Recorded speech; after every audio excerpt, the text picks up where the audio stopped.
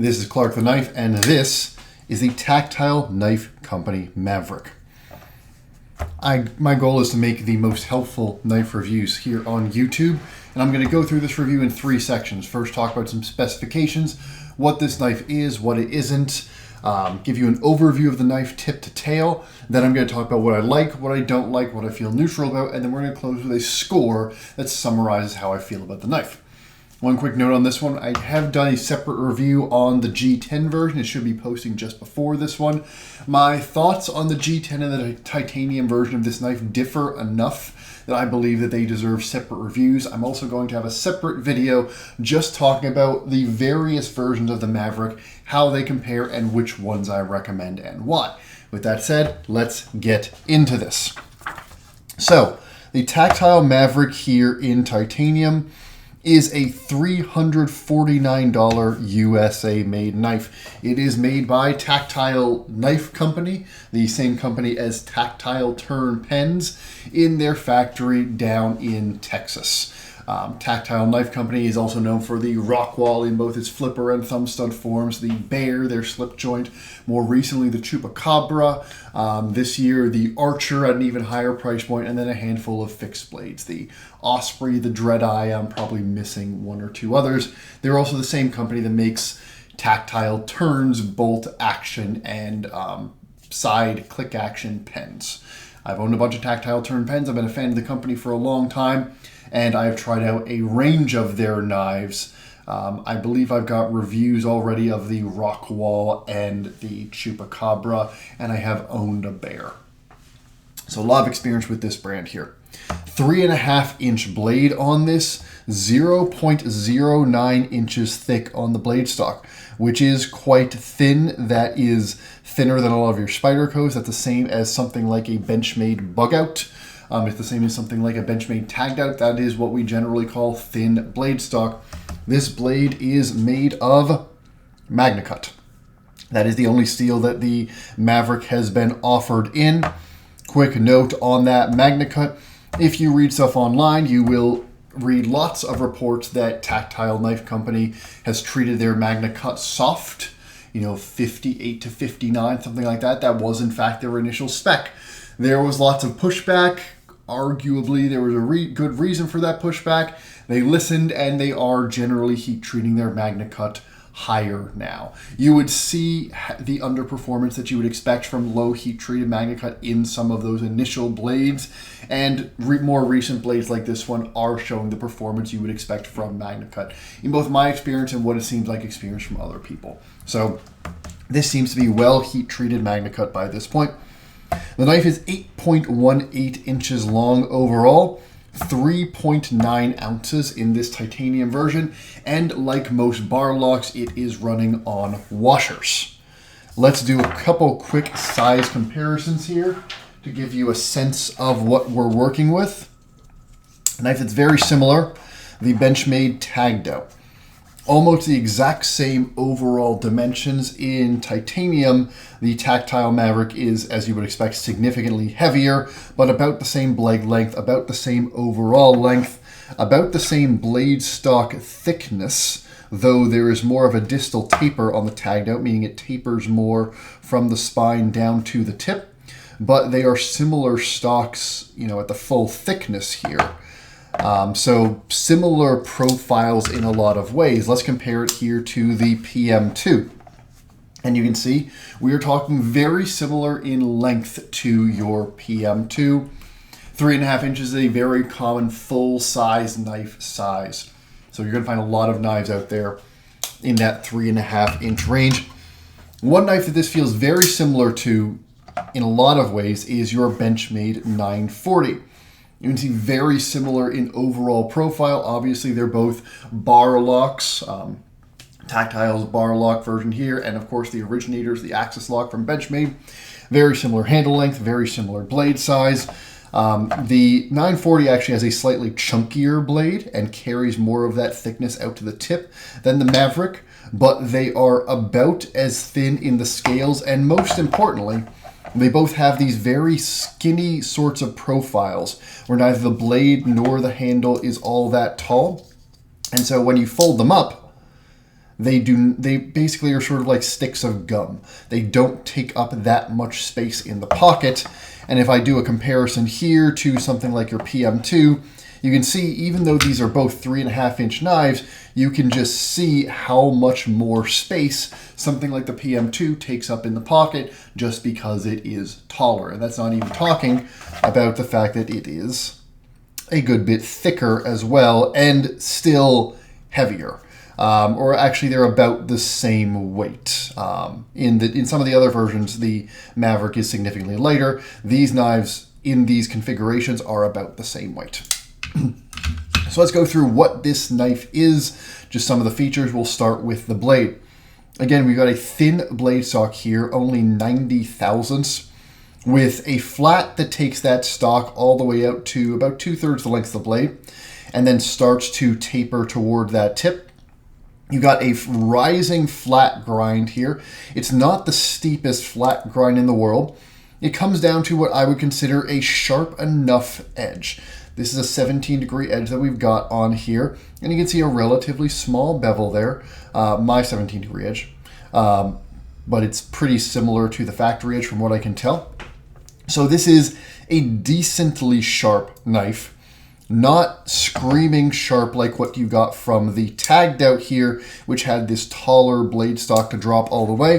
The amount of space for this grind to drop is just less, so it's not going to be that sharp, but it is decently sharp. It is probably sharper than most of your knives in your collection, just really with that thin blade stock doing a lot of the work. You've got a very nice stone wash here. Tactile tends to do nice, even stone washes. You don't even really see the sort of stone mark. You can still see some of the machining lines there, because these are machined blades. But you don't see, if you compare, well, I don't really have one here, maybe the 15V here. Yeah, so like Spyderco does a pretty typical stone wash here where you can see a lot of the little stone marks when you look closely. The whole blade finish kind of just washes out. It's a cool look. It's almost like a chrome kind of look. Etching, very nice on Tactile here. Etching on the backside, you've got Richard Rogers maker's mark there, and you've got Magna Cut the steel right there, all very nice and clean. Blade shape is a pretty typical, flat spine or sort of very slight drop point here. Lots of belly. It's pretty much a continuous curve all the way out to the tip. And as you would expect from a knife shape like this, it is very good at your long slicing cuts because a long curved belly like this is easy to keep in that cut. So as you are, say, slicing through cardboard, or if you're slicing through plant material, or if you're doing EDC tasks around the house that require you to make continuous cuts through stuff, these long bellies are great for slicing. But having a high tip like this, and having a narrow blade, especially with a high tip, makes it very easy to get this knife around stuff in between things. It's really nice for me in the garden, which is the primary place that I use a lot of my knives. It's very easy to get, say, in between two plant stems to get into the one that I want in a way that a bigger, thicker blade that something like, actually the tagged out isn't a great example, something like the 940, that's just a bigger blade. It's sometimes harder to get in between stuff. Not the best example, but tall blades are sometimes hard to get exactly where you want to. A thin blade like this is nice and agile. And with that high tip that's mostly behind your hand, it's always easy to get to this cutting edge, which is mostly below your hand, but then having this tip so high does make it easy to get around and behind and get that edge into whatever you want. The one downside of a high-tipped blade like this is for your down on the table sort of cuts, your quote-unquote utility cuts.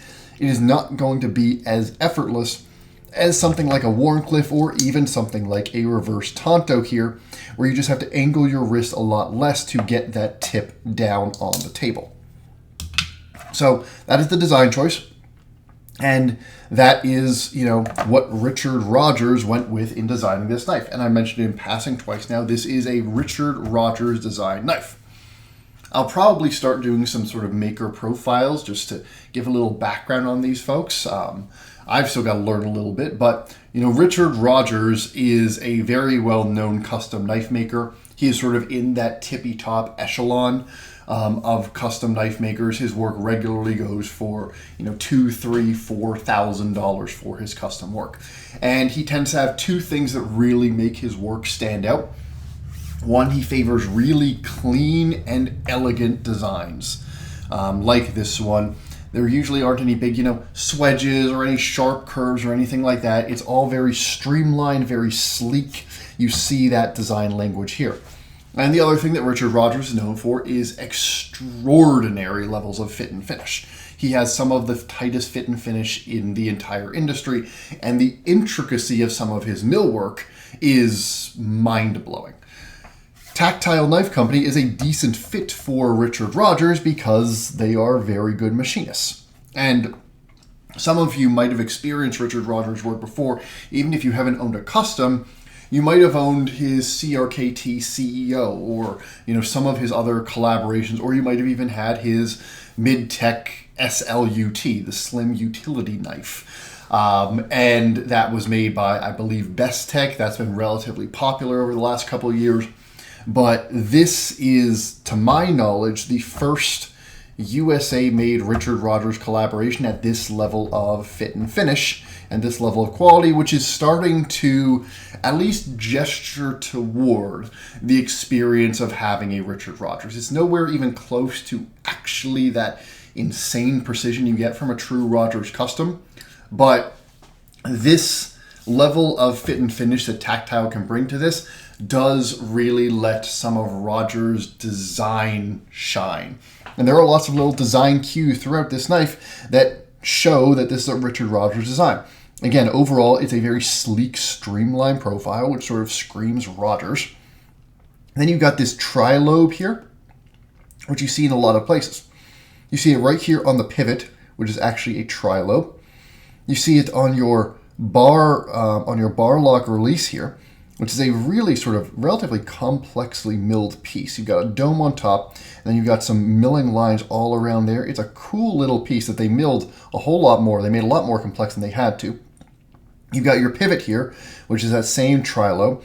And by the way, these mill lines are continuous from the handle to the tri-lobe, or to the pivot pivot covering, I guess here, pivot head, which is really cool and is not the sort of thing you tend to see at this price point. And then on the other side, you see all the same thing. And then you got Richard Rogers' signature clip here, which rather than being a bent clip, puts some basically barrel spacers and then screws on the top and then puts a bent clip on top of it. I'm almost certain this is a titanium clip in this version. So you're getting not just a design overall that looks like Richard Rogers, but you're seeing some of his signature touches throughout this knife, and that's kind of cool.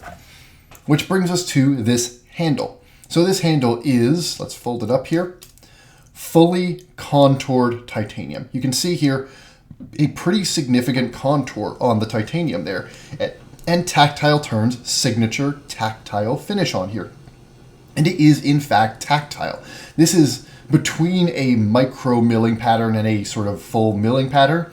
It's deeper and thicker than a lot of micro milling, and you really do feel it.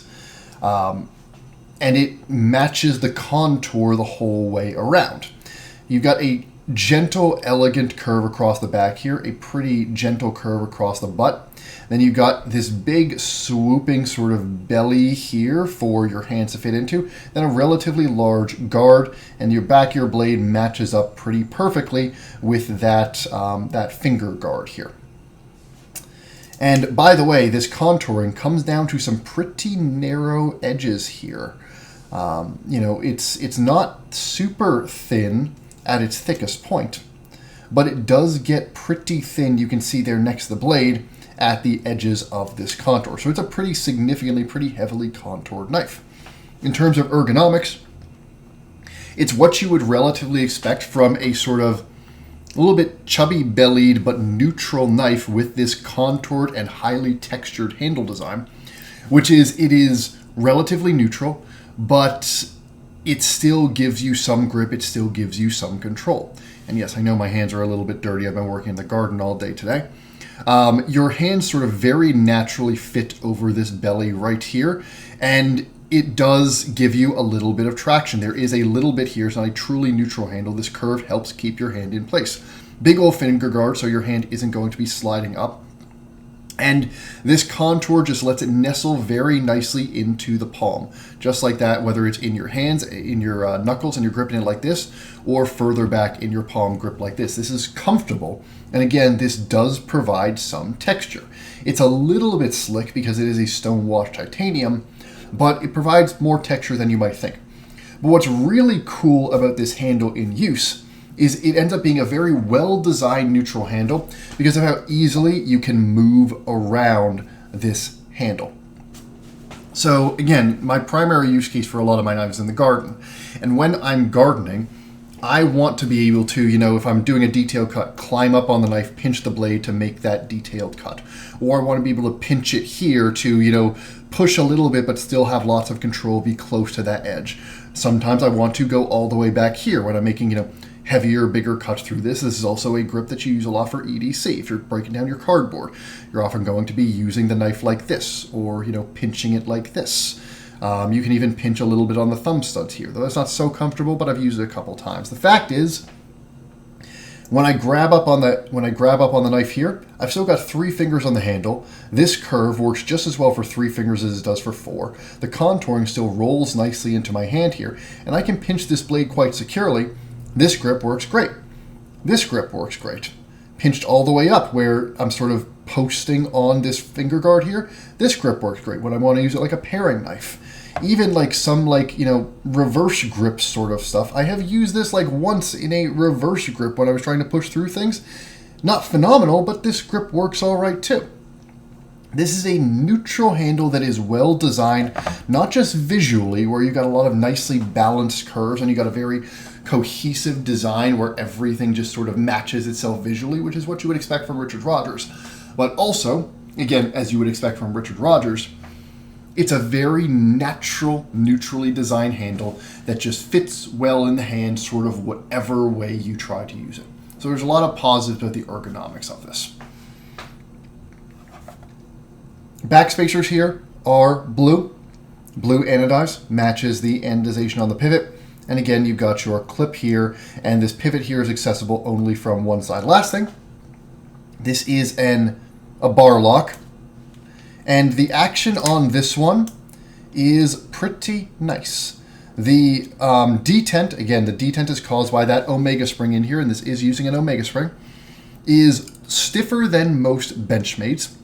And by the way, it's also adjustable. You'll see in there, it's a little bit hard to see. There we go. You see right below my finger, those 3 little dots? The Omega spring is between this scale and the liner here. And you can actually move that, let's try to get it in there, back in the shot, there we go. You can actually move the Omega spring so it sits in one of these different holes, with the closest hole providing the greatest spring tension and the furthest hole providing the least spring tension.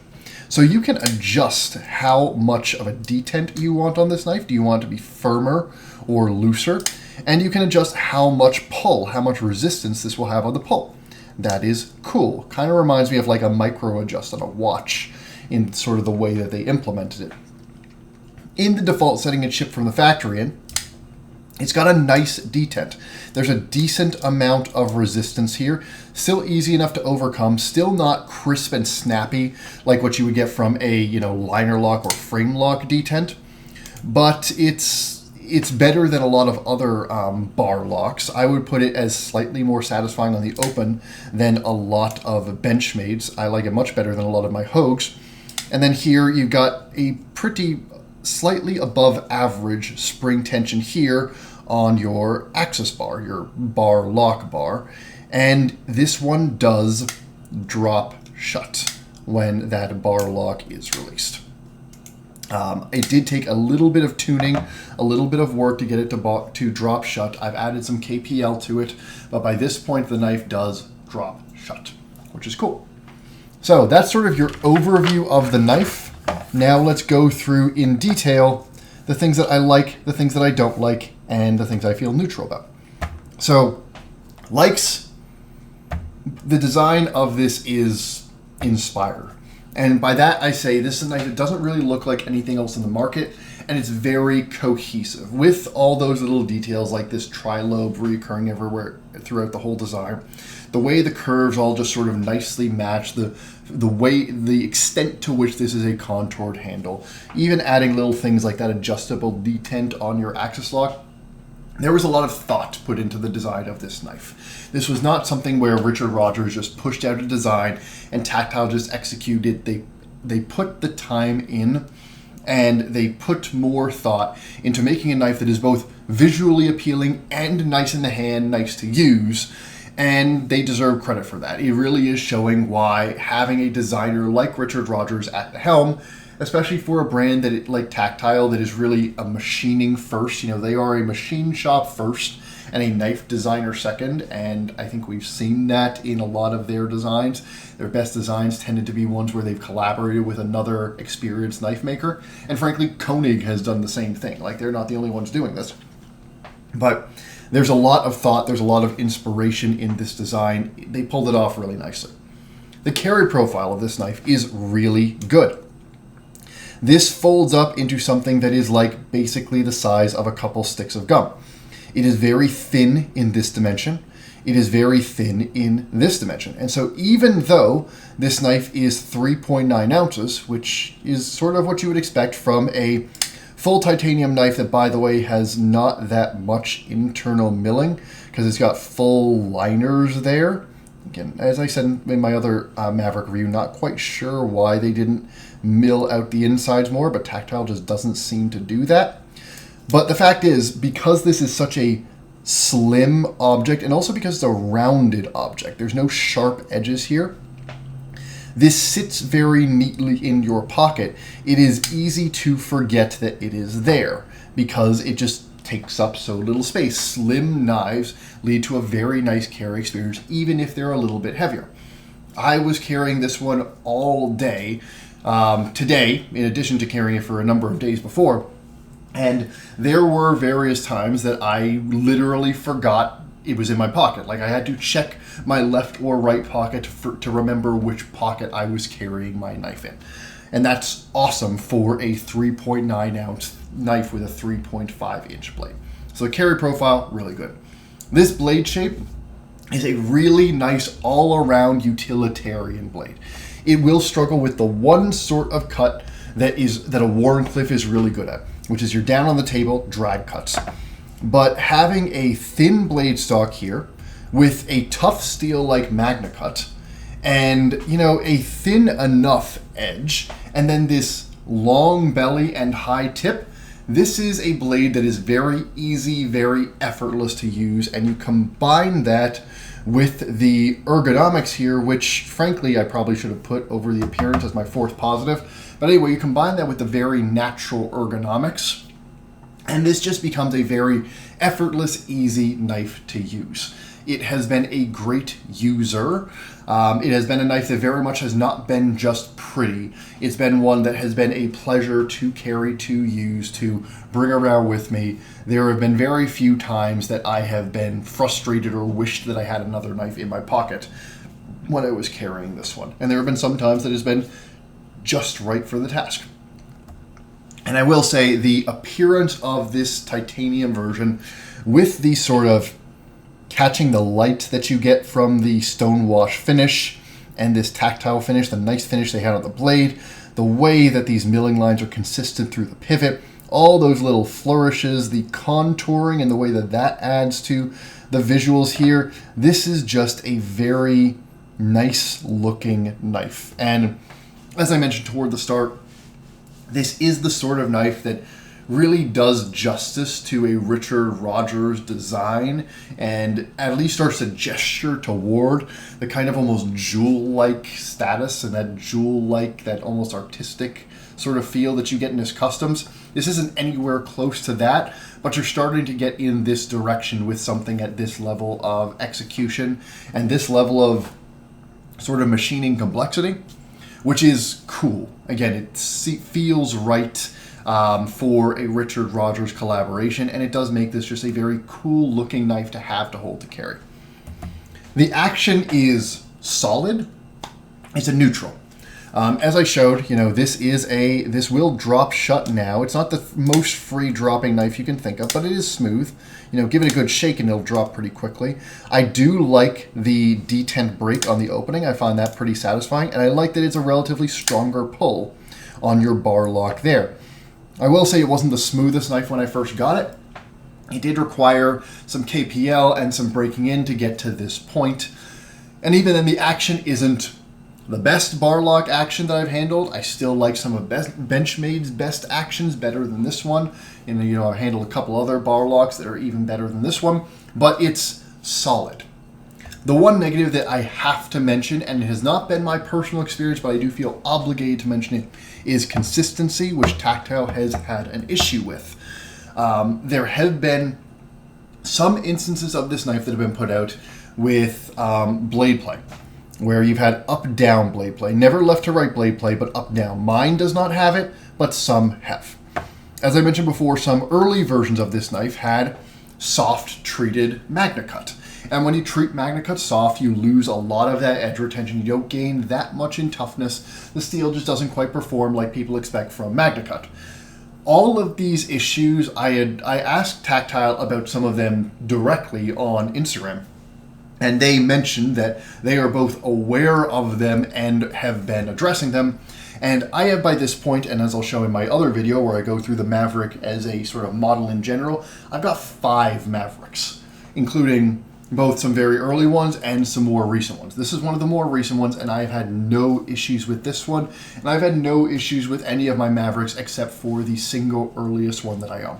So I do have to mention that they have had consistency issues. It would be disingenuous for me not to. And if you go through, say, like Knife Center listings, Blade HQ listings, things like that, and you go through forums, you will hear lots and lots of people complaining about the issues with their Mavericks.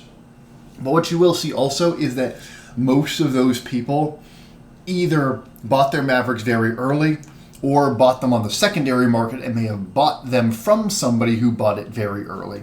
And it does seem like Tactile has gotten their QC under control. So it is worth mentioning because it was a real issue, but I don't think it's a real issue today. Which brings us to the scores.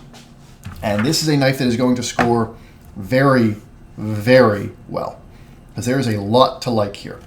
Again, my scoring system has 10 categories, 5 of which address sort of the fun factor, the enthusiast qualities of the knife, and 5 which address the utility. How useful is this knife? Distinctiveness, which is really how much is this knife not like anything else in the market? This is a solid 8. As I've mentioned a bunch of times, this is a Richard Rogers design, and you see a lot of Richard Rogers aesthetic here, executed at a level that is probably the highest level we've seen a Richard Rogers at other than his customs. I consider this execution significantly more interesting and better than his collaborations with Best Tech, the Slut, you know, all his slim utility knife variations. This is just more interesting, feels more true to his style. And, you know, this whole bar lock, this complex milling pattern, these contoured handles, this sleek kind of futuristic design, there's nothing else quite like it. No single feature that really stands out, but a solid 8 for distinctiveness. The design, this is an 8 bordering on a 9. There are just a lot of little details in this design beyond the overall just sort of aesthetic simplicity and cohesiveness of it. The way that it just feels right, as you would expect from a veteran designer like Rogers. The repetition of this tri-lobe pattern, the unique design of the Rogers clip, the particular blade grind they chose here with not a sort of consistent flat grind, but this rising flat grind intersecting with the swedge. It's all just a little bit nicer and a little bit more thoughtful than it had to be. And so this is almost a 9, but I'm going to give it an 8 because, again, there aren't any real standout features. Action, on this one, I'm going to call it an 8 because the action at this point is, you know what, I'm going to make it a 7. I was going to make it an 8. I'm going to cross that out and make it a 7. So this will be a 39, and this will be a 77.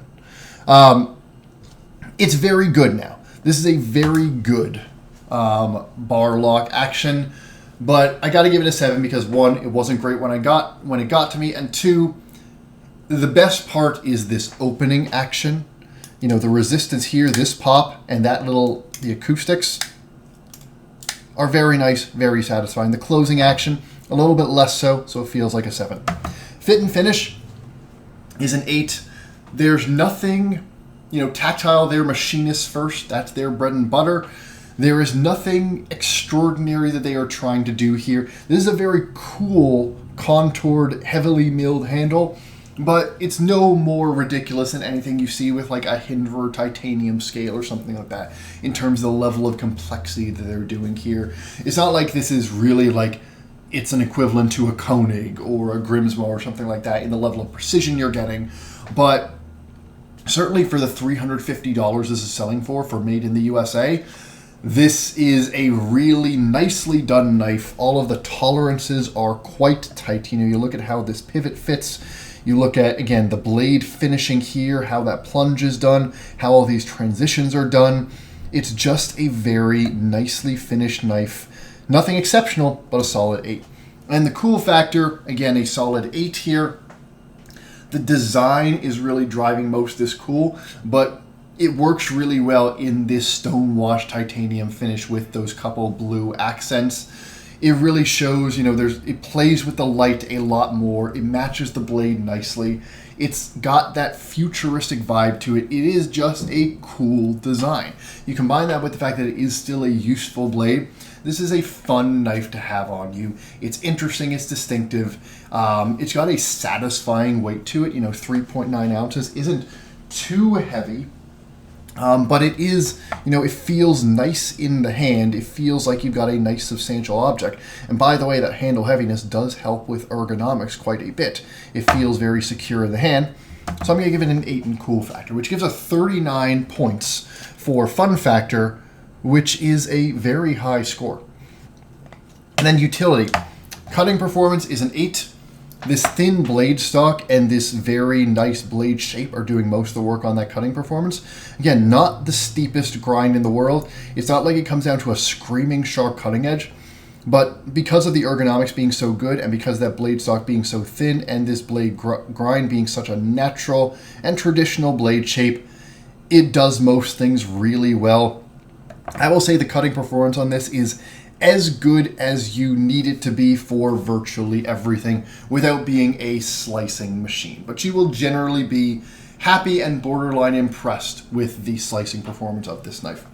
Robustness, I'm going to call this a 7. It feels like a relatively tough knife. I do have to take a point off for the play issues that a lot of people have had here. Probably not a long-term robustness issue, but could be. The fact is, with blade stock this thin, even though it is MagnaCut, which is a tough steel, this isn't a knife that you're going to be, hammering through a car door or even using on things that approach hard use. You just don't, it's not made for that. It's not designed for that. And honestly, a handle this neutral, while it is wonderful for those lighter duty tasks, because it doesn't lock your hand in, it doesn't really suit itself for heavy duty tasks in the handle either. This handle will start to slip and roll in your hand if you push it harder. So I'm going to call that a 7. Carry, an 8 for the reasons that I discussed before. When this folds up, it basically feels like a couple really heavy sticks of gum in your pocket. Nice slim profile that still pops out and gives you a full size blade. This is a knife that you can regularly forget that you are carrying, and so that gives it an 8 here. Without being, exceptional. It is still 3.9 ounces, so it's not like it's super light. I mean, the tag there literally disappears in the pocket. This is just, it's the slim profile doing most of that work. The feel and ergonomics are an 8 here, largely because of how versatile this handle is, how easy it is to climb up and down this handle, to use it in a variety of grips. And that tactile finish does mean that you feel like you've got a good sensation of grip wherever you are on that handle. This has been very enjoyable to use in a lot of different contexts, on a lot of different tasks. I've never found this knife lacking ergonomically, with the caveat that I haven't pushed this knife into hard use because it's not really made for it. Which brings us to value. Value is a 7. The value on this feels good without being great. This is $349 for heavily milled titanium made in the United States. Honestly, If you compare this to a TRM Atom with milled titanium scales, we're talking about the same price. In fact, this is even a little bit cheaper than the Atom with their lizard skin scales. And I would say the fit and finish on this one is a step above what you're getting for a TRM Atom with those lizard skin scales.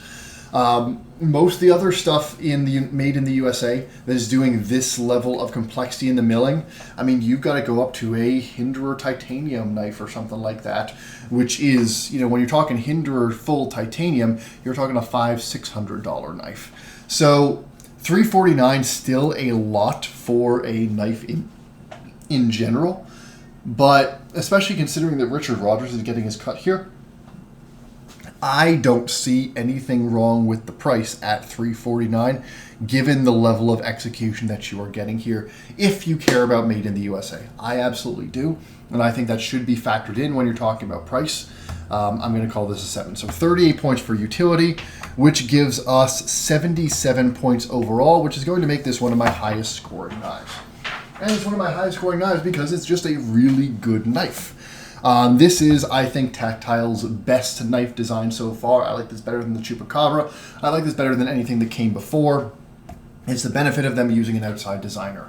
There's just a lot of really cool design details here, and it's all combined into a knife that is surprisingly useful when you do finally decide to put it to use. It's been effortless to carry. It's been always enjoyable to use for any cutting task while still being a very cool piece. That is the Richard Rogers. That is the Tactile Knife Company Maverick in titanium here. Let me know in the comments what you think of this knife. Let me know what you think of this review in general. If you'd like to see any changes to format, I'm open to feedback. I hope this was a good use of your time, and I hope you have a great rest of your day. Bye-bye now.